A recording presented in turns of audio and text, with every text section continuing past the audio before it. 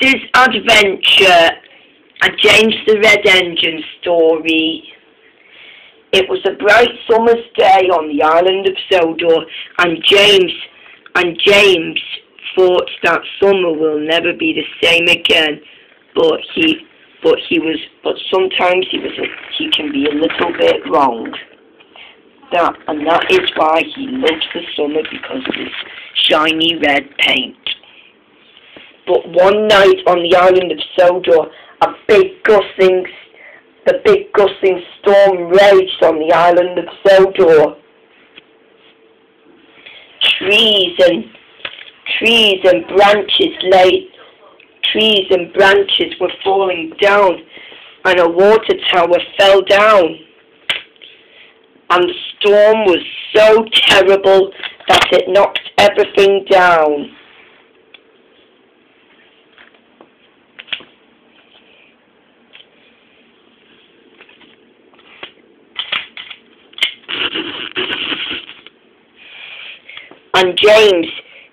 And James is happy to be nice and warm inside the wooden shed. He loves it there, and he was nice and cozy inside it. But still he can see the wind. But still he can see the storm, rain and wind inside it. And he was so frightened. After when he ignored it, he went to sleep. But what James didn't know was the baby cows and the cow mother and her baby cows were still snuggled and warmed up, when suddenly then there was trouble. The wind blew the timber from Farmer McColl's barn roof, and the roof was all damaged.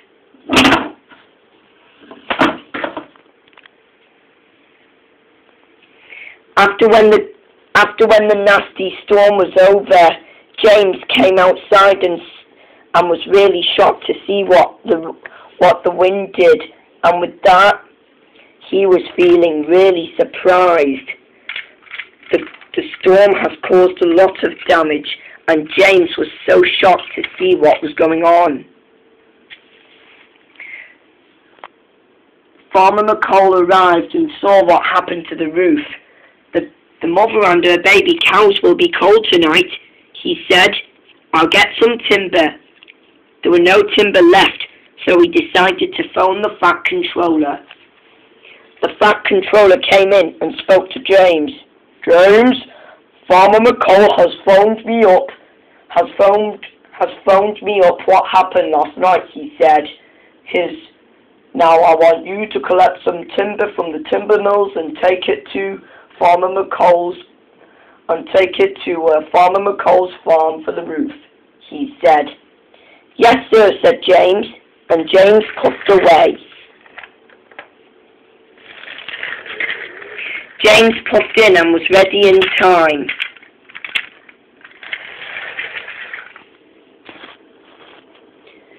James was ready at last, and he was coupled to the timber trucks and puffed away. What James really realised was that the storm has caused lots of damage. He found his way blocked by a log. Lorries and workmen were clearing the mess, and there was Madge pulling an old log out of the track. Hurry up, all of you, said James, and blew his whistle harder. And Madge pulled the log out of the way. And as for James, he didn't say thank you to Madge. About time too, he said. Every siding he goes to and every line he goes to next to the workmen, he blows his whistle and bosses them around. This made the workmen cross. Suddenly James found his way blocked by a water tower. Oh no, he said. Now what's happened? Oh no, he said. Now what's happened? What he realised was that Patrick was trying to move the water tower out of the way. "Hurry up," said Emily, and "Hurry up," said James, and blew his whistle. But Patrick was cross. "Should you be rude to me?" he said. "I'm trying to do my work, and I'm doing the best. I'm trying to do the best I could," he said. "Already I have a special to take to Farmer McColl," he said. "Now please move." But Patrick didn't listen. Later it was getting dark and Skarloey was there.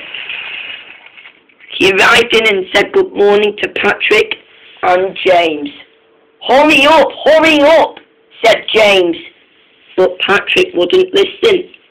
"James," said Skarloey, "should you be doing this? Should you be rude to Patrick?" he said. "By the way, can asking nicely sound like magic?" he said. And with that, James was so sorry. "I'm sorry I was mean to you, Patrick," said James. "So please, can you move this water tower out of the way?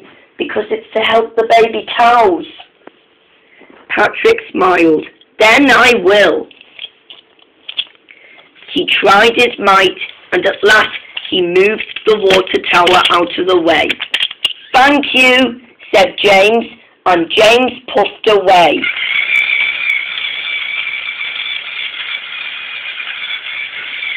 While he sees everyone clearing up the mess, he finally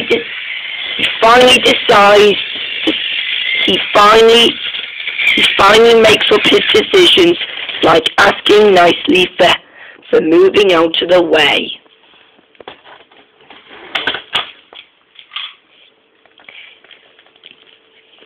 The mess was cleared, and finally there was more room for James to go to Farmer McColl's.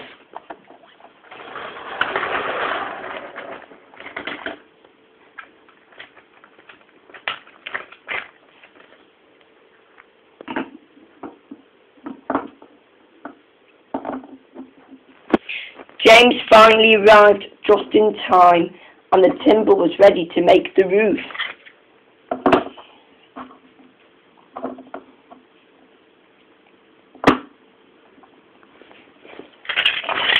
But that night the roof was finally repaired, and the baby cows were fast asleep with their mother. Later after that, Farmer McColl was pleased with James. "Thank you, James," he said. "You are a very splendid engine." James smiled. "Then I am," he said. James whistled with all his might, and Farmer McColl cheered. Even everyone, even Skarloey and all of his trusty friends from Jack's team.